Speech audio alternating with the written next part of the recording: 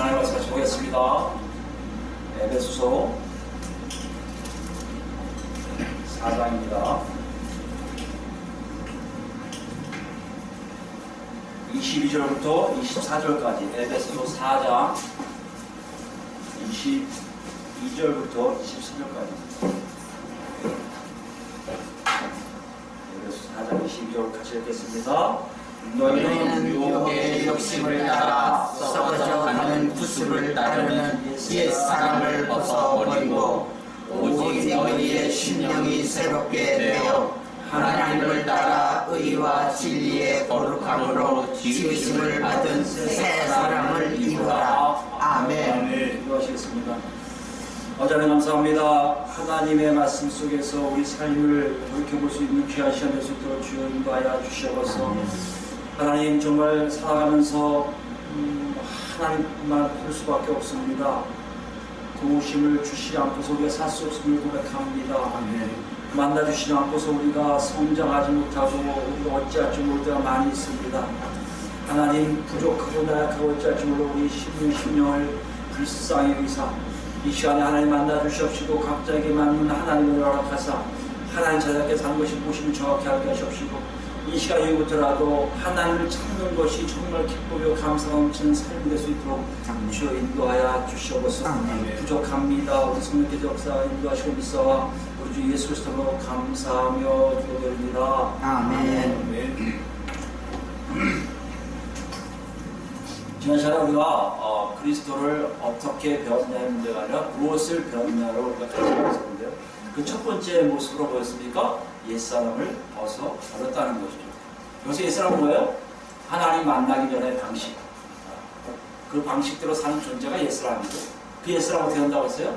썩어져 갈 수밖에 없고 멸망받을 수밖에 없고 그러므로 이전 방식으로 살 존재가 우리 안에 있다면 어떻게 해요? 긴장할 수밖에 없고 조심스럽게 그것을 빨리 버려지는 일이 있는지를 확인해야 한다고 말씀드렸습니다.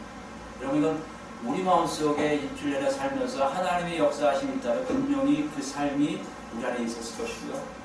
분명히 그 옛사람이 하나 둘 벗겨지는 것을 여러분이 체험했을 것이라고 믿습니다. 오늘 좀 더 나아갑니다.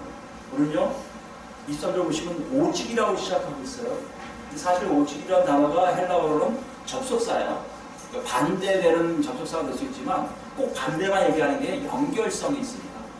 그러니까 24절 다음 시간에 한 24절 보면 원래 여기는 카이라는 단어가 있거든요. 그리고도 있어요. 그래서 22절, 23절, 24절이 연결되고 있다고 볼 수 있습니다. 지난 시간에 뭐요? 벗어버리다가 연결되는 하나가 있는데 23절은 그게 뭡니까? 새롭게 되어라는 부정사가 있는 것을 우리가 확인했습니다. 새롭게 된다는 것이 뭐예요? 다 아는 거예요. 회복하다는 뜻이 있어요. 처음에 시작한다는 개념보다 다시 돌아간다는 개념이 많이 있어요. 나이 드신 분들이 젊어졌다는 것도 여기다 새롭게 된다는 단어입니다. 여기 그 자체에 새롭게 하다는 뜻도 있어요.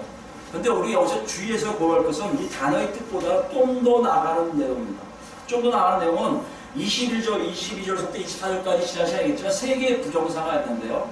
바울 사도가 뭔가를 강조하고 싶은 건 뭐죠? 그리스도를 통해서 무엇을 배웠냐를 얘기한 세 가지가 있었는데 이 세 가지의 부정사를 할 때 시제라고 있습니다. 이것이 조금 표현이 달라요. 기록자가 조금씩 표현을 달리했다는 의미는 뭡니까? 무엇인가를 의도하고 있다는 것이고요. 무엇인가를 강조하고 있다는 것이었어요. 뭐하고 뭐가 다르냐면요. 여기 뭐 벗어버리다 하고 입다라는 건 똑같은 내용이에요. 그때 역사한다는 과거형입니다. 그때 역사한다는 거. 입고 벗고가 그때 일어난다는 거예요. 근데 오늘 새롭게 되어야는요. 이거는 현재형이에요. 헬라에는 현재형이라는 게 시간을 얘기하는 게 있지만 대부분 상태를 얘기해요. 뭘 얘기합니까? 계속성이에요. 지금도 계속해서 있다는 것입니다. 그러니까 바울 사도가 왜 이렇게 부정사를 똑같은 세 가지 부정사를 쓰면서 왜 시제는 양쪽은 똑같이 하고 가운데만 달리 했냐? 이것은 우리에게 시사하는 바가 크다는 것이에요. 사실 22절에서 24절까지 23절 가장 짧아요. 가장 짧은데 현재형으로 계속해서 이것이 있어야 된다는 것을 강조하는 이유가 뭐냐는 거죠. 이것이 오늘 우리에게 주는 메시지예요. 무엇이 중요한 얘기예요? 옛사람을 벗어버리고 새사람을 잇는 행위가 중요하지만 옛사람을 벗어버리고 새사람을 입는 과정 속에 반드시 계속해서 있어야 될 일이 있다는 것이에요. 만약에 계속해서 있어야 될 일이 없다면 내가 옛사람을 벗어던집니다, 새사람을 입습니다 암만 얘기해도 내 삶에 그것이 흡족하지 않을 뿐만 아니라 하나님 자녀자감이 그렇게 제대로 나오지를 않아요. 무엇인가를 계속하고 있어야 되는 거예요. 그게 뭐라고요? 새롭게 됨이 계속 있어야 돼요. 새롭게 됨이 있는 상태에서 옷을 벗고 옷을 입는 사건이 일어나야만이 제대로 된 하나님의 자녀의 모습이 나타난다는 것이에요. 이걸 누굴 통해 배웠다고요? 그리스도를 통해서 배웠다는 것이에요. 그럼 이거 어떤 의미가 있을까요?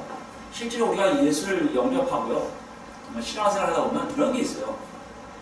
분명히 목사님들이나 성령이나 성경 공부를 통해서 저건 하지 말아야 되는 건데 이상하게 자꾸 하게 돼 있어요.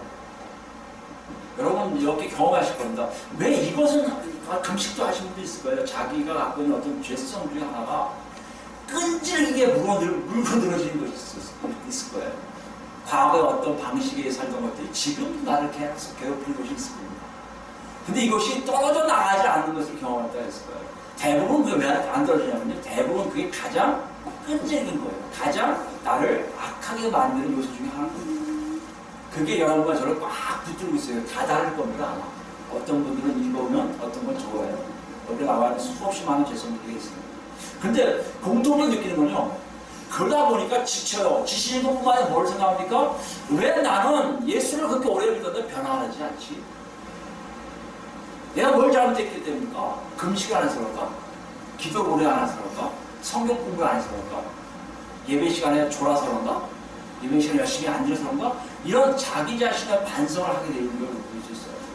근데 오늘 본문은요, 여기다 우리에게 힌트를 주시는 것 같아요. 너희가 옛사람을 벗어버리고 새사람을 입는 작업 중에 가장 밑거름에 있는 중요한 건 뭔지 아냐? 계속해야 될 어떤 일이 있는데 그게 뭐라고요? 새롭게 되어이 있어야 된다는 거예요.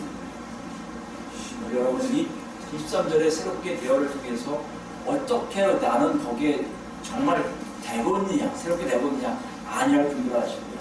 새롭게 되지 않은 분들은 새롭게 되려고 애쓰시고요. 새롭게 되고 있는 부분들은 뭐가 또 부족해서 내가 더 바뀌지 않을까를 조심스럽게 같이 점검해볼까 합니다. 다시 23절 볼까요?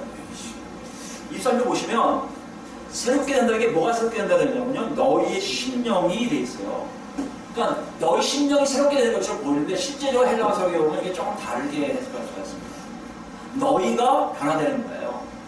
너희가 새롭게 되는 건데 그게 어디 안에서 새롭게 되냐면 심령 안에서, 아니면 심령으로. 무슨 말이냐면 사람이 변화되는데 이것도 맞는 말인 거예요. 심령이 달라지면 사람이 바뀐다는 거예요. 그러니까 심령이 중요하다는 것을 강조하고 있다는 것이에요. 근데 정확하게 헬라어적으로 표현하면, 헬라어 성경을 표현하면 심령 안에서 어떤 일이 일어나면 내가 바뀔 것이라는 얘기예요. 그러니까 심령으로 내가 삶을 사는 것이 어떤 건지 알면 내가 바뀔 거라는 것이에요. 그 심령이 뭔지 정확하게 우리 알아야 될 거 아니에요. 심령이 뭡니까? 한자로 심령인데 한글로 하면 마음의 영이에요. 마음의 영. 마음은 여러분 두 가지 있다고했어요. 우리 전체를 시스템으로 움직이는 중심이고요. 또 하나 우리 17절에 보면 되죠. 17절에 뭐가 나왔어요? 그 마음에 허망한 것으로 되어 있죠. 그때의 마음은 뭐였습니까? 이해력. 이성이고요. 사고고, 여러분 갖고 있는 체계를 얘기해요.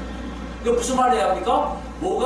내가 살고 이 존재 속에서 나 말고 다른 것들에 대한 세계라든지 다른 존재들을 이해하기 위해서 내 안에 들어와서 내 안에서 뭔가를 막 일어나서 사람에게, 몸에게 얘기해줘요. 쟤는 이런 존재니까 이렇게 대하면 돼 하고 얘기해주는 의지적인 기관이 뭐라고요? 그게 마음이에요.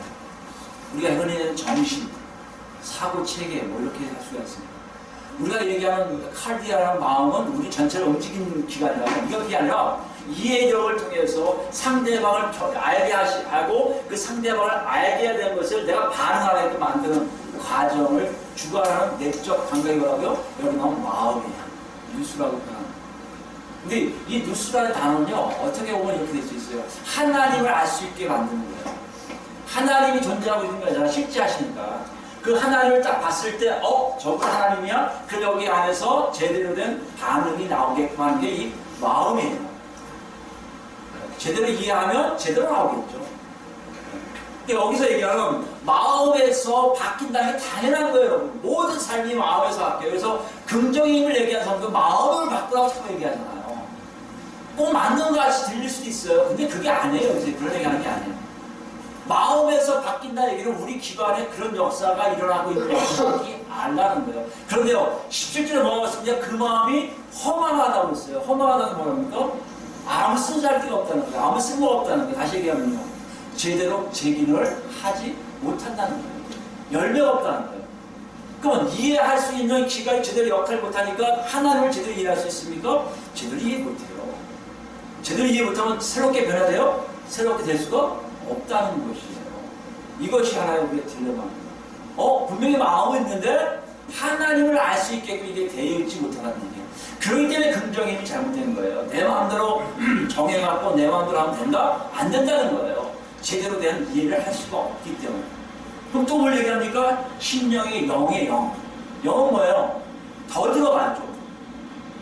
좀 더 들어가서 마음에 있으면, 내적 감각이 있으면 이걸 뭐만 하냐면 헬라 사람들이 하기는 신들하고 연결되는 영역이라고 얘기해요. 자기들이 믿는 신하고 연결된 영역이 뭐다? 영이라는 표현을 씁니다. 우리는 뭐예요? 하나님을 만날 수 있는, 하나님을 인식해서 하나님과 교제할 수 있는 그 중심 기관이 뭐라고 해요? 영이 있어요. 근데 이 영도 우리는 창세기 1장 보니까 이미 죄에 의해서 타락했어요. 그러니까 심령은 우리가 갖고 있는, 현재 갖고 있는 심령은 하나님을 이해할 수 있는 것의 제로예요. 다시 얘기하면 새롭게 될 수 있는 힘이 하나도 없어요. 새롭게 될 수 있는 힘이 하나도 없기 때문에 옛사람을 집어던지고 새 사람이 있는다고 내가 행동을 취할 수 있을지 모르지만 내 안에 하나님과 교제가 없으면 절대 나는 바뀌지를 않아요. 이것이 우리의 지금 현재의 모습을 보여주는 거예요. 사도 바울은 그걸 얘기하려고 했을까요? 아니에요. 그래서 이걸 바꾸는 게 뭐냐면 새롭게 되다는 뜻이에요. 이게 새롭게 되다는 게 뭐예요? 수동태예요. 여러분 수동태 뭔지 아시죠? 수동태는 주어가 뭔가를 행할 수 없는 거예요. 그 사람이 마음의 심령 안에서 자기 자신을 바뀌게 할 수 없으니까 누군가에 의해서 바뀌게 된다는 것이에요. 바울 사도는 이걸 우리에게 얘기하고 싶어요. 너희는 심령 안이 이미 험하고 썩어서 타락했기 때문에 하나님을 제대로 알 수가 없어요.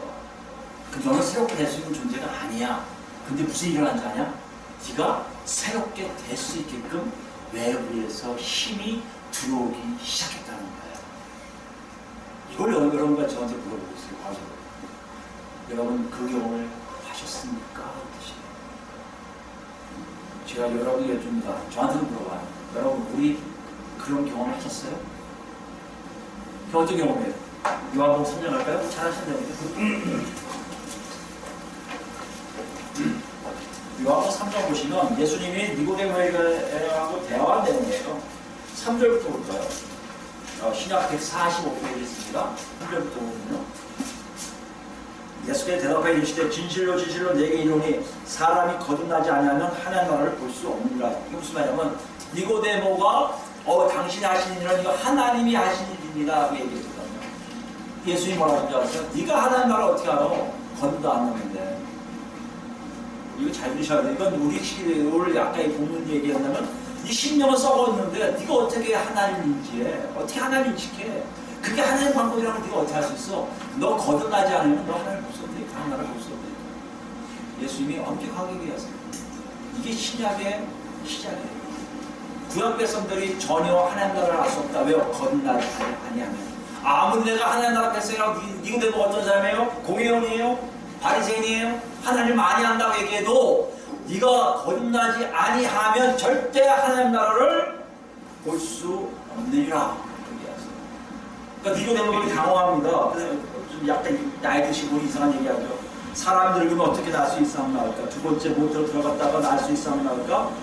예수께서 대답하시되 진실로 진실로 내게 이르노니 사람이 뭐요? 물과 성령으로 나지 아니하면 하나님 나라에 들어갈 수 없느니라. 방법을 알려주세요. 물과 성령. 물은 뭐요? 요한 세례가 저기 세례 주는 거 보고 있지 않니? 그것이 하나님 나라 들어가라고 지금 사인하고 있는 거고, 그 사람들 안에서 뭐가 들어가신다고요? 성령이 앞으로 들어갈 건데 성령에 의해서 하나님 나라를 들어갈 수 있다고 하시는 거예요. 그럼 여러분 한번 생각해 보세요. 지금 우리가 본문에서요, 외부에서 우리를 10년 안에 어떤 일이 일어나서야만이 우리가 바뀐다 하면 10년 안에 지금 뭐가 역사하고 있는 거예요? 성령님이 역사하고 계시다는 거예요. 이걸 뭐라고 표현한다고 예수님이요? 거듭남이에요. 옛날에 거듭나면 2번 태어난 걸 얘기해요. 근데 학자들이 점점 조금 연구하다 보니까 위로부터라는 얘기를 쓰기 시작했어요. 거듭남이 2번 태어난 게 아니라 위로부터 낫다라는 표현을 많이 씁니다. 저도 이것이 옳다고 해요. 왜 그러냐면 다음에 나옵니다. 6절이에요. 육으로 난 것은 육이요, 영으로 난 것은 영이니 그래요. 네가 지금 육으로 난 것은 다시 태어날 수가 없어요. 이거 때문에 네가 다시 뭐 늙어서 어머니 못해서 나올 수 있습니까? 그건 있을 수 없어. 그런데 말이다, 여기서 얘기하는 성령의 역사는 너의 영이 바뀌는 걸 얘기해요. 여러분 잘 들으셔야 돼요. 우리가 예수를 믿는다는 건요, 그냥 지식적으로 내가 뭐 교회에서 종교적으로 행사를 위해서 세례받았기 때문에 믿는다는 게 아니라 이런 일을 직접적으로 나도 모르게 경험하게 된다는 것이에요. 바울 사도는 이걸 얘기하고 있는 거예요. 네가 바뀔 수 없는 사람인데 어느 순간부터 바뀔 수 없는 깊숙한 이해하지 못하고 인식하지 못했던 것이 이제부터 인식할 수도 있고 이해할 수도 있고, 그것이 하나님 뜻이 뭔지를 알기 시작함으로 네 삶이 점점 새롭게 되어간다는 거죠. 원래 얘기할까요? 예수님이 말씀하신 거듭남을 체험한 사람만이 가능한 일이에요. 육이 아닌 영이 살아난 사람만이 가능한 일이에요. 7절에 내가 네게 군나야 하겠다는 말을 놀랍게 여기지 마라. 육체가 다시 태어나는 거, 이건 나중에 얘기했죠. 부활 사건이에요. 이건 아직 여기는 아닙니다. 성령께서 우리 안에 깊숙한 아게리아 뉴스 안에 있는 이 영으로 쏙 들어와서 심령을 건드려 주십니다. 이걸 바울 사도는 더 정확하게 우리에게 더 자세하게 표현하고 있습니다. 로마서 7장 가볼까요? 로마서 7장 가보시면 예수 만나기 전의 모습을 짤막하게 얘기하고 있어요. 로마서 7장입니다. 22절 볼까요? 신약 247페이지 로마서 7장 22절이에요. 내 속사람으로 하나님의 법을 즐거워하되, 그러니까 내가 갖고 이 안에 존재는 하나님을 원한단 말이에요. 근데요, 23절 보시면요, 내 지체 속에 있는 한 다른 법이 내 마음의 법과 싸워. 내 마음의 법과 싸워요. 내가 인식할 수 있는, 그죠? 이해할 수 있는, 하나님과 만날 수 있는 법이 있단 말이에요. 그 법과 싸운단 말이에요. 그 법과 싸워서 이겨요, 저요. 또 다른 법이 이겨요. 내 지체 속에 있는 죄의 법은 나를 사로잡는 것을 보는구나. 이게 예수 믿기 전이에요. 예수 믿기 전에 왜 심령이 우리를 새롭게 못하게 하냐면요, 변화돼서 하나님 만나러 가려면 죄의 법이, 죄성이 우리를 꽉 붙들어가고 그 마음의 법을 이겨버려요. 심령을 꼼짝못해 만들어. 이거 뭐라고 한다고요? 마음이 험악해졌다는 표현을 쓰고 있는 거예요. 그러니까 여러분과 제가 심령이 험악해지셔서 절대 하나님의 역사를 우리가 체험할 수 없고요, 하나님 원하시는 대로 살 수가 없어요. 그래서 옛사람을 벗어버리든지 새 사람을 입을 수가 없게 되든지, 혹여 있고 벗어버리고 있는다 해도 이것은 가식이란 말이에요. 열매 못 간다. 근데 어떤 일을 합니까? 25절이에요. 여러분 잘 24절이 그래서 바울 사도가 막 한탄하는 거예요. 오라, 난 정말 죽겠다 이러고요. 난 살려달라고 누가. 근데 누가 나타나세요? 그리스도예요. 바울 사도가 느낀 이 놀라운 구원의 역사 현장을 여러분 다 체험하고 있어야 한다는 거예요. 25절입니다. 우리 주 예수 그리스도를 말미암아 하나님께 감사하리로다. 왜요? 주 예수 그리스도를 통해서 하나님께 감사하는데 왜요? 내 자신이 마음으로는 하나님 법을, 육신은 죄 법을 섬기노라. 육신은 아직도 죄 법이 있는데 뭐가 지금 시작한다고요? 여러분 안에 이 마음, 이해력은 지금 하나님이 장악하고 계시다는 거예요. 누가 계신 거예요? 성령 하나님이 계신 거예요. 여러분들은 이게 젊은이들 얘기하듯이 싫어합니다.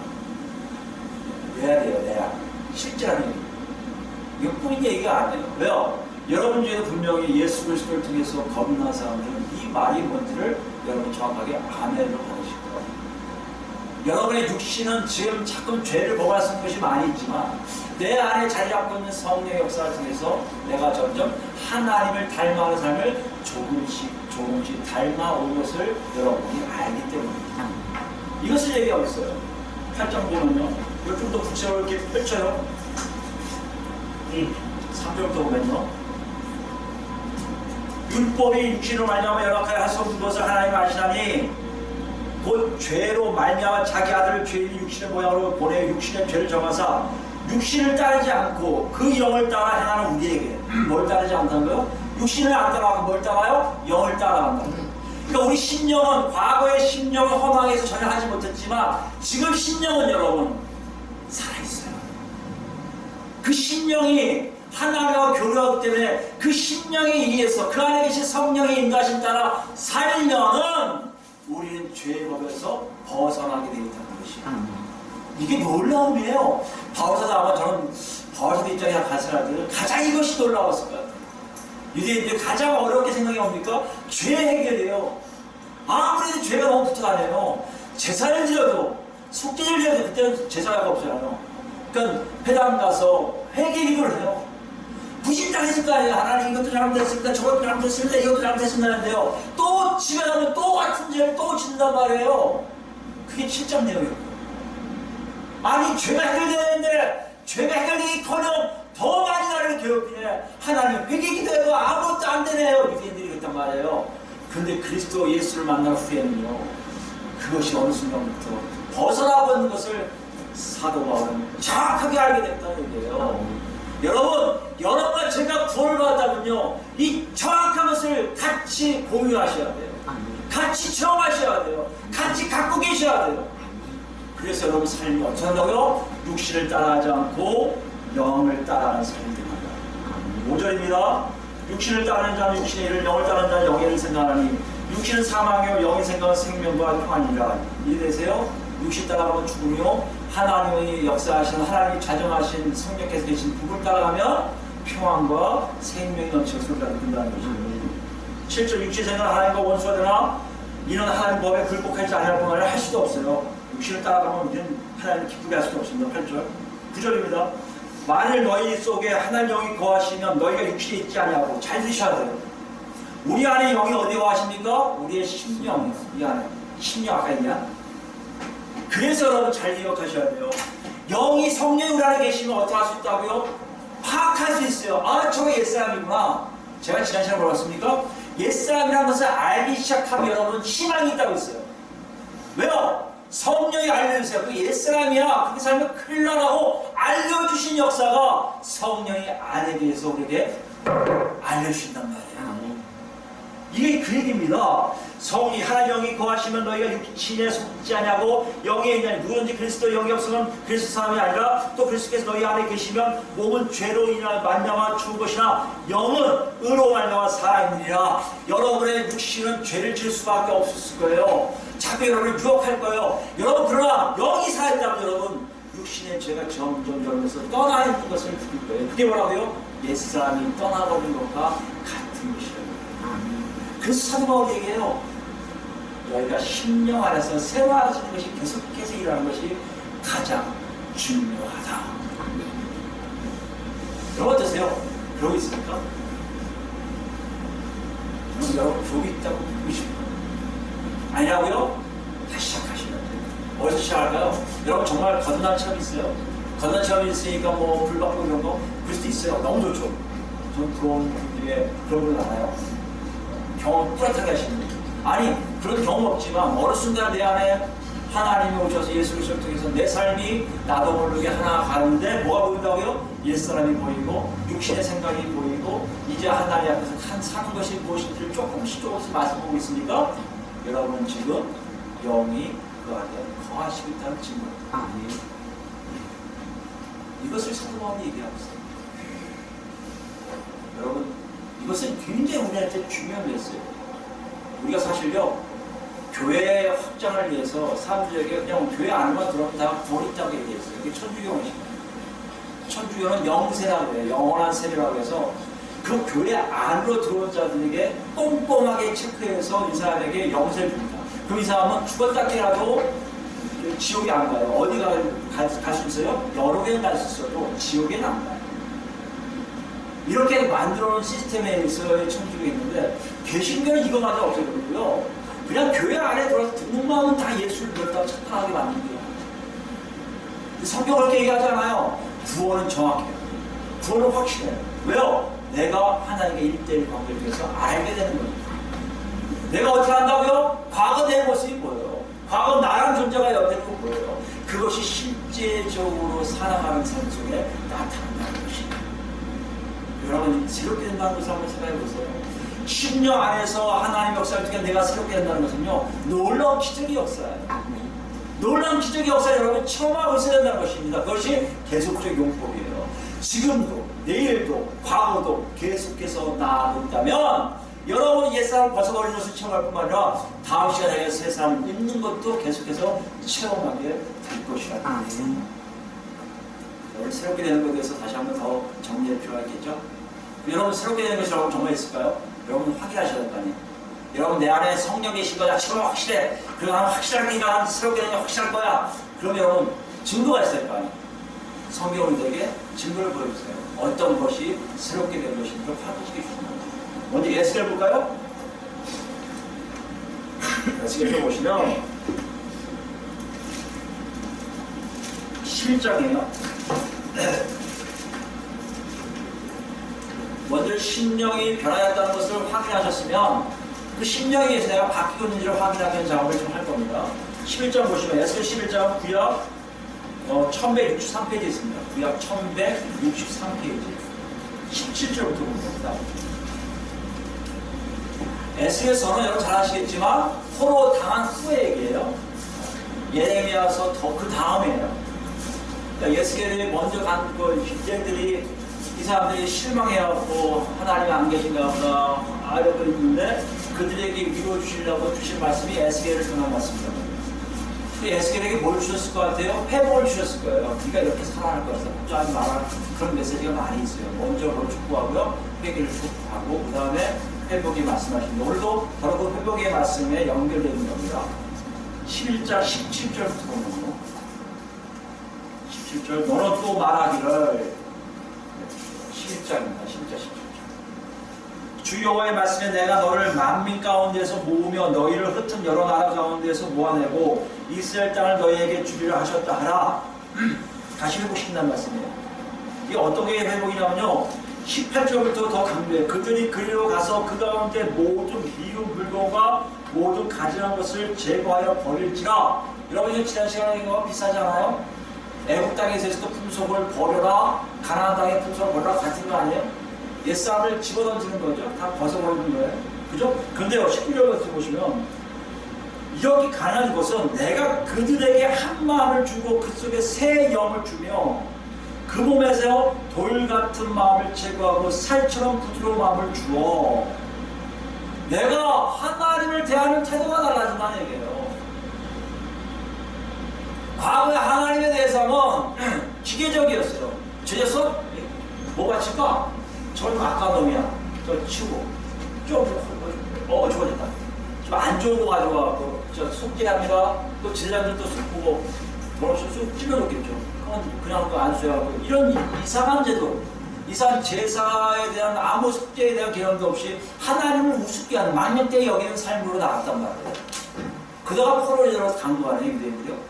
포로 이후에 돌아올 때는요 이 마음을 다 없어진다는 거예요. 여러분이 이방인, 여러분과 제가 이방처럼 살았을 때 심령이 죽어서 하나님께 대해 얼마나 죄송하지만 악으로 행해놨습니까? 하나님이 높은 소리 해도요 예수 믿으라고 해도요 너나 잘 믿어 너마 시끄러워 죽겠네 장사한데게 이런 분 많았어요. 집에 찾아오면 에이 더러워 예수 믿고 왔네 속 부르라 많았어요. 이게 우리의 모습이란 말이에요. 하나님에 대해서 철저하게 배격하고 배척하고 정말 무슨 원수 모양 취급했던 게 우리 마음이었는데 이스라엘 백성도 유대인도 똑같단 말이에요. 근데 그들 마음을 어떻게 한다고요? 부드럽게 말씀을 이렇게 부드럽게 살처럼 부드럽게 하는데요. 그게 중점이 뭐라고요? 영을 주어서, 새 영을 주어서. 이게 오늘 메시지하고 일맥상통하는 거예요. 그 다음에 뭐 20절 보세요. 그 다음에 하는 것이 내 율례를 따르며 내 규례를 지켜 행하게 하리니 그들은 내 백성이 되고 나는 그들의 하나님이 되리라. 그러니까 비로소 뭐요? 규례를 지키게 되고 율례를 지키게 되고 그리고 고백하는 거예요. 저는 하나님의 백성입니다. 그들만 고백하는 게 아니에요. 하나님이 인정하시는 거예요. 쟤들은 내 백성이야. 이게 구약이에요. 이게 실제 어떻게 역사합니까? 예수 그리스도셔서 성령이 이 땅에 오실 때 하나님. 신약에 여러분 앞으로 세 사람을 입는 것이 얘기한 후에 굉장히 많은 것이 이런 내용이에요. 이런 내용들이 우리에게 심령이 새롭게, 심령 안에서 새롭게 된 자들만이 비로소 할 수 있는 양 말이죠. 오늘 한번 그 일을 딴 책에서 하죠. 에베소를 할 거니까. 데살로니가서 가볼까요? 우리가 잘 아는 내용이에요. 데살로니가서 보시면 바울 사도는요, 그렇게 바뀌어 있음을 이런 식으로 정확하게 요약해놨는데요. 여러분 여기서 읽다 보면 쭉 읽을 건데, 읽다 보면 여러분은 익숙할 때가 있을 거예요. 이 정도는 나 익숙해. 그런 분들은 이제 어느 정도 옛사람을 벗은 분들이에요. 그러면 확인하셔야 돼요. 내 심령이 정말 계속해서 바뀌고 있는 상태에서 벗어났을까? 그걸 잘하고 계십니다. 근데 심령을 하나도 안 바뀌었는데 이것만 잘하고 있다? 여러분 세상적인 윤리, 사회적 윤리를 잘 갖추고 계십니다. 그건 하나님의 백성의 모습은 절대 아니라는 거예요. 어느 나라 법칙이에요? 대한민국 국민으로서는 오케이지만 하나의 나라 백성으로서는 아니에요. 이것이 굉장히 낯설 수가 있어요. 낯선 분들은 이제 시작이에요. 그게 새로운 거 아닙니까? 여러분 새로운 옷 입고요, 새로운 차 몰고요, 새로운 새 집에 살면요 낯설어요. 낯선 게 오는 거예요. 매일매일 낯설어야 돼요. 뭐가요? 하나님의 역사가 매일매일 낯설어야 돼요. 얼마나 낯선 거 봅시다. 11절이에요. 그러므로 피차 권면하고 서로 덕을 세우기를 너희가 하는 것 같이 하라. 여기 보시면 서로에게 덕을 세우기 위해서 나오네요. 근데 재밌는 게 뭔지 아십니까? 데살로니가 교회들은요 이것을 이미 하고 있다는 얘기예요. 서로 권면하고 서로 덕을 세워요. 사실 여러분 이 땅에 살면서요 남에게 덕을 세운다는 게 굉장히 낯선 일이에요. 우리가 하나님께서 우리에게 요구하신 내용 이건 어디냐면 일단 우리 공동체 아니고요 예수 믿는 사람들 안에서 피차 권면한다? 권하고 여러 가지 충고할 거 충고하고 안아줄 거 안아준다? 그게 사회적으로는 그렇게 쉽지가 않아요. 여러분 이런 일들이 교회 안에서 공동체 안에서 제대로 이루어지기 시작하기를 누가요? 심령을 통해서 새롭게 변화된 사람만이 가능하다는 얘기예요. 계속 읽어볼까요? 15절입니다. 12절입니다. 여긴 넘어가고 14절부터 있습니다. 또 형제들아 너희를 권면하노니 게으른 자들을 공개하며 마음이 약한 자들을 격려하고 힘이 없는 자들을 붙들어주며 모든 사람에게 오래 참으라. 여기에는요 약한 사람들 멸시하고 때리고 하는 얘기 아니에요. 오래 참음으로 그들을 이겨주라는 거예요. 같이 가주라는 얘기예요. 어떤 사람입니까? 게으른 사람, 약한 사람, 힘이 없는 사람들이에요. 이건 세상에서 말하면 이 당시에 마찬가지고 지금도 마찬가지고 그 당시에 마찬가지고 세상에서는요 가장 필요 없는 존재들이에요. 게으르고 힘없고 나태한 사람들, 나약한 사람들. 이 사람들은 따라가고 오히려 자기 피해 입는 사람들이에요. 그런데 뭐라고 하는지 아십니까? 모든 사람에게 오래 참으라. 기다려주라는 거예요. 이거 못해놓아? 때려주고 끝나게 아니라 옆에서 기다려주는 거 할 때까지요. 다시 얘기해주고 다시 얘기해주고 이것이 뭐라고요? 심령을 통해서 변화되는 삶의 모습이라는 거예요. 아까 에스에서 얘기한 하나님의 율례와 규례를 제대로 지키는 하나님 백성의 모습이라는 거예요. 15절입니다. 삼가 누가 누구에게든 악으로 악을 갚지 말게 하고 서로 대하든지 모든 사람을 대하든지 항상 선을 따르라. 악한 일 하나님 보시기에 얘가 그거 아니라고 하지 말라는 거 아니에요. 항상 선을 따르는 게 무슨 말이에요? 하나님 뜻을 쫓으라는 거 아니에요. 예수님 뭐까지 얘기해요? 오리가지 안 하면 심리 가지고요 왼밤 되면 오른밤 되고요 이거야 하는 거 아니에요. 우리가 상상하지 못한 일들이 심령의 변화 통해서 나타난다는 거예요. 여러분 그런 삶을 지금 누가? 성령이 우리를 통해서 나타나게 하고 계시다는 거예요. 지금 없어도 조금씩 나올 거예요. 조금씩 나오니까 더 구체적이 될 거예요. 더 선명해질 거예요. 이런 일들을 계속해서 누가 하나님이 우리 심령을 안에 성령을 주심으로 그런 일들을 가능하게 한다는 것이죠. 그리고 잘한 내용이죠. 힘들죠. 기뻐야 해요. 이건요, 하하 웃는 게 아니에요. 내 안에 성령이 계시니까 나도 모르게 기쁜 거예요. 환경 나를 괴롭혀요. 가진 말도 없고요. 건강하지 않아요. 가족들이 너무 힘들 때도 있어요. 자녀가 자녀 문제도 있을 수 있고요. 회사의 문제도 있을 수 있고요. 나라의 문제도 있을 수 있고 사회 문제도 있을 수 있어요. 그런 신기한 게 뭔지 아세요? 내 안에 성령은 나를 항상 기쁘게 하세요. 그것 때문에 연연하지 않게 하세요. 힘들어라도 그냥 빠져나오게 하세요. 그게 항상 기뻐하나요? 우스운 얘기 아니에요, 여러분. 성령이 안에 계시면 이런 일이 한다는 거예요. 또 뭐요? 성령이 안에 계시면 쉬지 말고 기도하게 된다는 얘기예요. 쉬지 말고 늘 성령이 인도하신다 기도하고 잘하신다니까 그건 뭔가 범사에 감사하고 19절 볼까요? 성령을 소멸하지 않아. 내 안에 있는 성령이 소멸하지 않아. 성령이 움직이지 않겠고 소멸하는 얘기는요. 불을 얘기해요. 불이 꺼진 것 같은 전혀 밝히지 못한 상태. 여러분 안에 성령님이 여러분에게 계속 뭔가를 얘기하고 싶어요. 문정아 저거 해야지. 나중에 할게요. 또 하겠지. 나중에 할게요. 그럼요 이분이 소멸돼요. 가만히 계세요. 그럼 여러분 무슨 얘기예요? 심령이 죽어요. 심령이 죽으면요 하나님 인식하지 못해요. 하나님 인식하지 못하면요 예수 방식대로 살아요. 예수 방식대로 살면요 지난 시간에 했듯이 멸망받을 수밖에 없게 됐다는 얘기예요. 그 딴 건 얘기 안 해도 예수님이시잖아요. 성령 회방하지 말라고 그랬잖아요. 네가 나를 회방해도 좋아.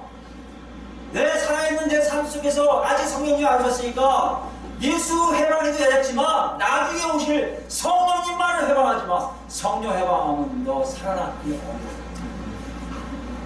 거의 그 얘기 하시는 거예요. 성령을 소멸치 말고 뭐라? 예언을 멸시한다는 게 무슨 말입니까? 하나님 말씀이 오면요 바로 순종하는 얘기예요. 그 다음 뭐요? 21절요. 범사의 모든 일에 헤아려 좋은 것을 취하세요. 하나님 뜻만 취하려고 애쓰세요. 이게 하나님 뜻인가? 아닌가? 일을 하면서 늘 생각하니까 이게 하나님 뜻인가? 아닌가? 이게 하나님 뜻인가? 아닌가? 이걸 뭘서 한다고요? 심령에서 성령이 여러분을 그렇게 움직이고 있단 말이에요. 22절 그럼 어떤 모양이라도 버려라. 이게 무슨 말이에요? 좋은 것 취하니까 악은 떨어져 나갈 수밖에 없다는 것이죠. 이게 뭐라고 여러분? 바로 여러분과 제가 성령에서 날마다 뭐죠? 새롭게 되어가고 있는 것을 보세요. 어떤 분들은요 막 보시는 게 있을 거예요. 어떤 분들은 전혀 시작 못하는 게 있을 거예요. 중요한 게 뭐라고요? 여러분 안에 성령님이 계시면 다시 얘기할까요? 거듭났다면 예수를 지금 믿었다면 여러분 분명히 한 발을 옮기려고 하나님이 이렇게 들고 계시고 그것이 디뎌질 때는 여러분 앞만 보고 가셔야지 뒤로 가지 말라고 성경은 지난 시간에 경고하잖아요. 이것을 우리에게 사도 바울은 얘기하고 있습니다. 여러분 잘 들으셔야 돼요. 새롭게 되는 이만큼 중요해요. 계속해서 있느냐가 중요해요. 옛사람을 벗어버리고 새사람을 입는 것도 중요하지만 이것이 안 된 상태에서 나오면 안 돼요. 이것이 되는 상태에 결과적인 행동이 두 가지가 나와야 하는 거예요. 이런 것을 바울 사도 우리에게 경고하고 있어요. 근데 보니까요, 저도 그렇고요. 심령 안에서 새롭게 대매되는 것이 굉장히 낯설어요. 낯선 정도는 어느 정도 낯서냐면요, 익숙하지 않으니까 이게 맞나? 의심하게 돼요. 그러니까 어떻게 합니까? 의심하지 않는 방법으로 선배들이 얘기해 주는 거, 아니면 누가 이렇게 해서 이렇게 하라고 하는 거, 그거 따라하기 쉬워요. 한국교회가 그랬어요. 한국교회가 그렇게 되다 보니까 우리도 모르게 율법주의적이라는 표현을 많이 쓰는데 율법주의적으로 흘러가요. 무엇 하면 하나님 백성이고요. 무엇 하지 않으면 하나님 백성이 아니라고 아예 규정을 해버려요. 대표의 케이스는 뭡니까? 술과 담배잖아요. 요새 동성애 가지고 있고요. 이거 갖고 얘기하기 쉽게 시작한단 말이에요. 과연 그럴까요? 그것도 포함될 수 있어요. 하나님의 놀라운 역사 속에 다 포함될 수 있어요. 그럼 더 중요한 것은요, 그런 것을 했다고 내가 새로워진 것이 아닌 것을 여러분 분명히 아셔야 돼요. 무엇인가 정해놓고 내 육체가 따라가기 때문에 내 심령이 변한다고 착각하시면 안 돼요. 거꾸로 돼야 돼요. 내 육체는 가기 싫었는데 심령이 나를 강제로 움직이는 것을 느끼셔야 돼요. 이것이 여러분이 새롭게 되는 하나의 역사입니다. 갈라디아서 이것을 경고하고 있어요. 3장 볼까요? 갈라디아서 어떤 책입니까? 여러분 잘 아시겠지만 갈라디아 교인에 누가 와요? 유대주의자들이 와요. 유대주의자는 뭐예요? 유대인이 되어야 예수를 믿어도 구원이 있다는 사람들이에요. 그래서 할례 받아야 돼. 안식을 거룩히 지켜야 돼. 니들 이거 해야 돼. 금식도 해야 되고 뭔가를 해야 돼. 자꾸만 음식법도 유대라고 떨어져 이방이랑 떨어져 밥을 먹어야 돼. 이걸 잘 가르치는 사람들이 유대주의자들 됐어요. 그 갈라디아 교인들이 가만히 있어보니까 심령이 바뀌어서 새롭게 되어지는 것보다 그거 해가는 게 더 빠를 것 같이 느껴지거든요. 아 그렇구나. 안식을 거룩히 지키면 되고 금식하면 되고 할례는 좀 그런데 할례가 좀 걸리는데 그 딴 건 따를 수 있잖아. 그럼 되겠구나 하고 이상하게 쫓아가기 시작했어요. 여러분 우리 한국교회가 지금 그런 형국이 많아요. 심령이 이런 것은 눈에 보이지 않는 역사를 통해 하나님 바뀌시게 하는 육체가 되어야 되는데 거꾸로 돼요. 심령은 전혀 변화되지 않았고 내 육체가 뭔가를 행하고 있으면 스스로가 만족하는 수단들이 된단 말이에요. 아 나는 오늘 저 성경 10권 10자 읽었어. 아 할렐루야 하나님 백성 나왔어. 나 오늘 새벽 기도 와서 2시간 동안 기도하고 왔는데 나는 역시 하나님 백성 됐어. 아 내가 오늘 줄 성수했지 않았어? 내가 11주 됐네? 나 금요일에 됐다니까? 나 새벽 기도 하나도 안 봐줘? 나 하나님 백성이요. 여러분 맞을 수도 있어요. 근데요 그걸 생각하세요. 여러분 심령이 시켜서 하는 거죠. 여러분 안에 계신 성령님이 여러분 시켜서 그렇게 하게 하시는지 내 의지대로 내가 생각했는지 그 경고를 갈라디아서 통해서 바울 사도가 이렇게 얘기하고 있습니다. 3장 1절부터요. 304페이지 갈라디아 3장 4페이지 3장 1절부터입니다. 어리석도와 갈라디아 사람들아 예수 그리스도께서 십자가로 못 박히신 것이 너희 눈앞에 밝히 보이거늘 누가 너희를 깨더냐? 내가 너희에게서 다만 이것을 알려하노니 너희가 성령을 받은 것이 율법의 행위로냐 혹은 듣고 믿으려냐.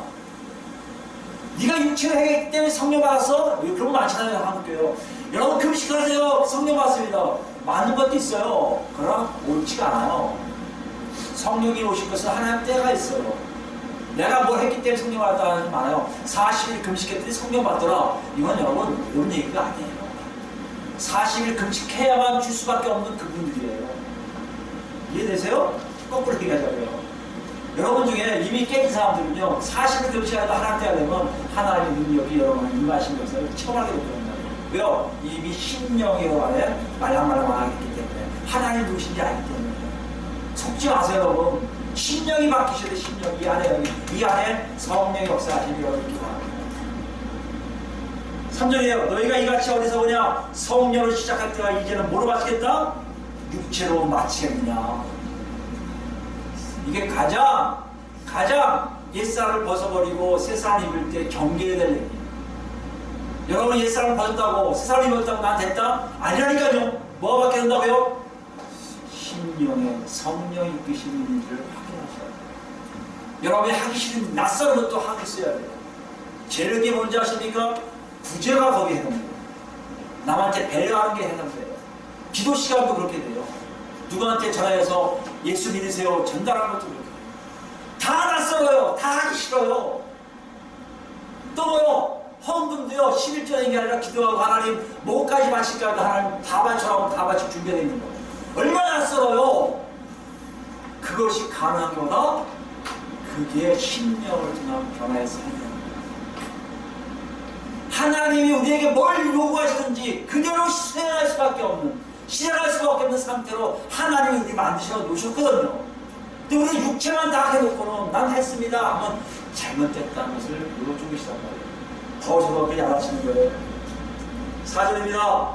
너희가 이같이 많은 괴로움을 헛되이 받았느냐 과연 헛되냐. 얼마나 괴로운 거예요 여러분. 예수 믿고 사는 게 너무 쉽지 않으세요? 얼마나 괴로워요. 참아야죠. 욕먹고 다 받아야죠. 욕나고 참아야죠. 죽이시는 거 줘야죠. 여러분 삶 속에 괴로움이 시작될 수도 있습니다. 그러나 그 모든 것이 헛되지 않아요. 근데 그것이 왜 육체로 맞춰서 헛되게 하느냐? 사도 바울은 굉장히 강하게 얘기하고 있습니다. 5절에 너에게 성령을 주시고 너희 가운데서 능력을 행하신 이의 일이 율법에 의해서냐 혹은 듣고 믿음에서냐. 잘 되세요. 나 새벽 기도를 하는데 하나님 나를 복 줬어요. 이제 그거 버리세요. 하나님께 여쭈세요. 제가 새벽 기도 나가는 게 하나님 뜻입니까? 아닙니까? 시작하셔야 돼요. 가서 2시간 동안 무릎 꿇는 게 하나님 뜻입니까? 아니면 물어보셔야 돼요. 성령님이 안에서 있습니다. 어떤 분은 5분만 하도 괜찮습니다. 야, 가, 이제 빨리 가. 가셔도 돼요. 가장 그걸 가지 많이 이렇게 변장하는 게 목사입니다. 아마 새벽기도 하다 보면 여러분이 안 가시고 있으면 봤다가 뭐 하는 거죠? 빨리 가야지 일어나지. 목사를 왜 그래야 돼요? 인식이 있단 말이에요. 목사는 기도를 오래 해야 된다고 착각들을 하고 있는 거예요. 여러분 다 심령에 대한 얘기가 아니라 육체를 통해서 보여주기만 하세요. 그렇습니까? 6장 볼까요? 갈라디아 6장 가보시면 12절부터요. 12절 끝에도 6장 갈라디아 6장 308페이지 있습니다. 무릇 육체의 모양을 내려하는 자들이 억지로 너에게 할례를 받게 하면 그들이 그리스도의 십자가로 말미암아 박해를 면하려 한 뿐이라. 무슨 말 이해하시겠죠? 십자가를 통해서 박해받은 걸 없애려고 그냥 빨리 이렇게 해서 모양으로 자기를 이렇게 커버시키려는 거예요. 13절입니다. 할례를 받은 그들이라도 스스로 율법을 지키지 아니하고 너에게 할례를 받게 하려는 것은 그들이 너희 육체로 자령하나입니다. 잘 드셔야 됩니다. 자기들은 율법을 안 지켜요. 자기들은 신령이 안 바뀌니까 전혀 바뀐 생활을 안 해요. 그래놓고도 너희는 해야 돼, 너희는 해야 돼. 무슨 말이에요? 그거 한 다음에 내가 자랑하는 거예요. 저게 바로 내가 시켜서 한 거야. 이해되세요? 제일 어리 중에 제일 문제 없는 사람이 저예요. 목사는요, 가르치는 입장이기 때문에 여러분이 따따 나오면 흐뭇해 할 거예요. 저는 이제 흐뭇하지 않을 거예요. 하나의 뜻이면 되게 여러분이 즐거운데 더 저도 즐겁게 될 거예요. 하나의 뜻이 아니면요, 여러분도 괴로울 거고 저도 괴로울 거예요. 저는 그것이 더 옳다고요. 14절입니다. 그러나 내게는 우리 주 예수 그리스도의 십자가 외에 결코 잘할 것이 없으니 그리스도를 말미암아 세상이 나를 대하여 십자가에 못 박히고 내가 또한 세상에 대하여 그러하니라. 무슨 말씀이에요? 세상과 내가 완전히 단절됐다는 걸 얘기해요. 왜요? 누구 때문에요? 예수 그리스도 때문에. 더 큰 건요, 15절이에요. 할례나 무할례가 아무것도 아니로되 할례 받은 거 무할례한 거 아무것도 아니야. 제일 중요한 게 뭔지요? 오직 새로 지으심을 받는 것만이 중요하니라. 아멘. 여러분이 육체로 할례 받았든 할례 안 받았든 여러분이 기도를 10시간 했든 11시간 했든 아니 10분 했든 5분 했든 이게 중요한 게 아니에요. 뭐가 중요하다고요? 여러분 삶에 하나님의 역사함이 하루하루 달라지는 거예요. 하루하루 새로워지는 거예요. 이것까지 해야 돼 하나님? 여러분 점점 요구사항이 달라질 거예요. 과거를 하지 못할 것도 요구하실 거예요. 문제가 이제 이것도 해야 돼. 아니 이것도 하란 말이에요. 어떻게 이걸 너무 하시는 거 아니에요? 이렇게까지 나가실 거예요. 이 일이 바울 사도가 그리스도를 통해서 배운 것이라고 우리에게 얘기하고 있어요. 여러분 배우고 계십니까? 배우고 계시면 계속 하세요. 아직 못 배우셨다고요? 다시 점검하세요. 정말 내 안에 성령이 계셔서 나를 바꾸셨습니까? 내가 바뀌었습니까? 바뀌었는데 어떻게 바뀌었어요? 내가 생각하는 것이 아니라 하나님의 백성답게 나도 하기 싫은데 억지로 할 수밖에 없고 하다 보니 이제는 조금 그 안에서 평안을 누리고 기쁨을 누리고 생명의 넘치를 알게 된다? 그렇게 바뀌십니까? 잘하고 계신 거예요. 그게 안 하고 싶어서 남들이 하는 것만 하고 나는 저녁에 안 하고 있다? 지금 하나님께서 녹음하고 계세요. 얘야 그게 중요한 게 아니야. 나는 너를 새롭게 바뀌는 삶을 사는 것이 굉장히 중요하게 여겨. 그러기 위해서 예수가 내 아들 예수가 그리스도가 십자가에 못 박혀 죽었다가 부활했습니다. 이 메시지가 여러분 삶 속에 꽉 각인돼서 오늘부터라도 여러분 안에 계신 성령님의 음성 없는 건 어떻게 하셔야 돼요? 당연히 예수 만나야죠. 딱 말씀하세요. 울부짖으세요. 살려달라고. 그 다음에 성령이 오시면 그 성령이 통해서 어린아이같이 기다가 걷다가 뛰다가 좀 더 빨리 달릴 수 있는 우리 모두가 되기를 예수 그리스도로 축원드립니다. 아멘.